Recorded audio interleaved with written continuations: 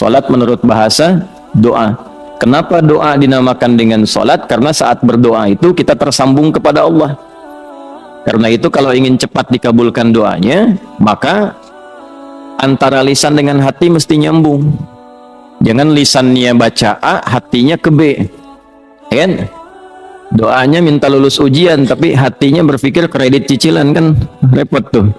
Nah, jadi mesti nyambung. Oleh karena itu dalam sholat dilatih tersambung dulu, sehingga seluruh bacaan terkoneksi, doanya terkabul. Itu yang menjadikan seluruh nabi dan rasul itu diperintahkan sholat, dan dalam sholat mereka berdoa. Nabi Zakaria kan dikabulkan doanya saat sholat.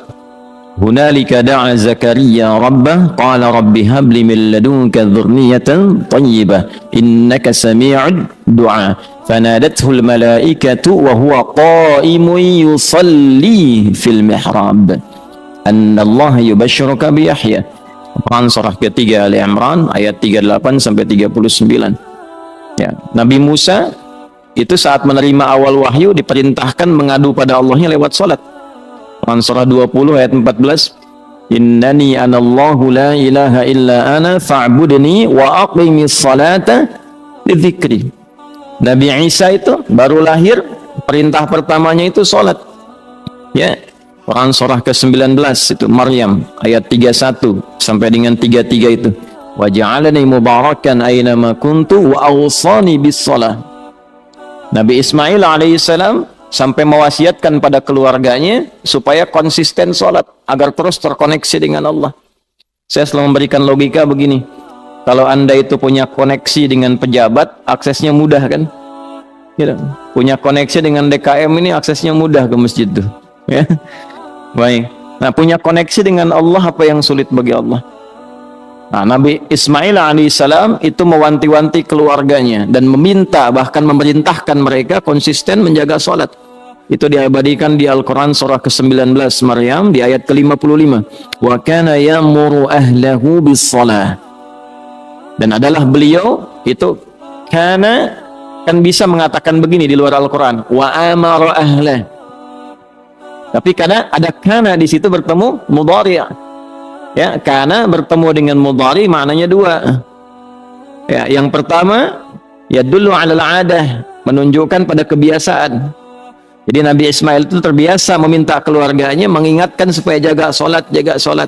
Nah, itu bagi orang tua muslim jadi teladan. Orang tua harus punya kebiasaan mengingatkan anaknya supaya menjaga sholat. Nah, karena di situ ahlah itu menunjuk pada setiap personnya.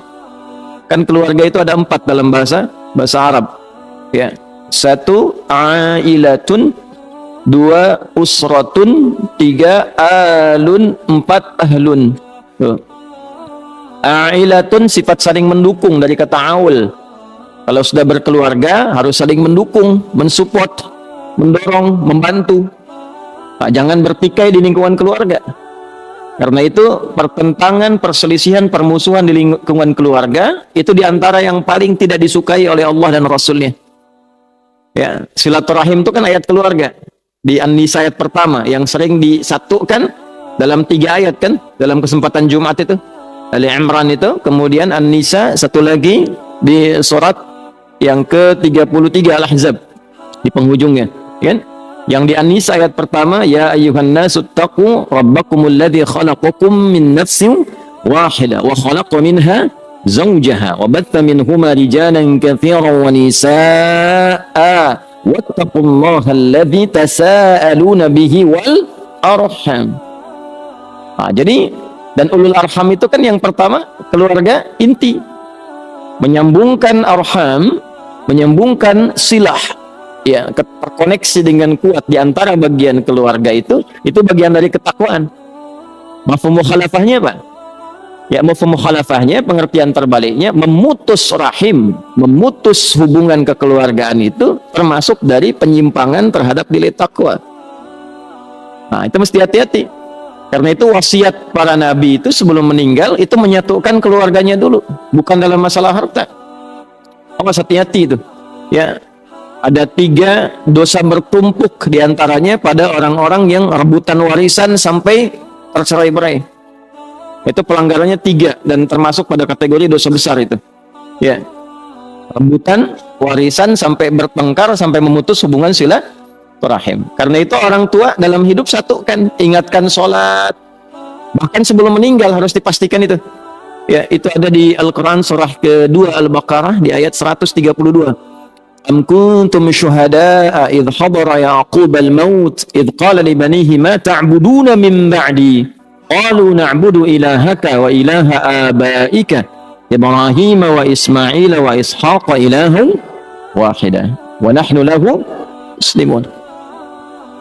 Apakah kalian pernah dengar kisah, pernah tahu tentang cerita bagaimana Nabi Ya'qub itu menjelang wafatnya beliau kumpulkan anak-anaknya, keluarga besarnya. Kalau besok lusa bapak meninggal, iman kalian bagaimana? Salat kalian bagaimana? Jangan khawatir, kami akan konsisten menjaga tauhid iman kami, menyembah Allah ya seperti generasi bapak dan kakek moyang kita itu menjaga itu semua.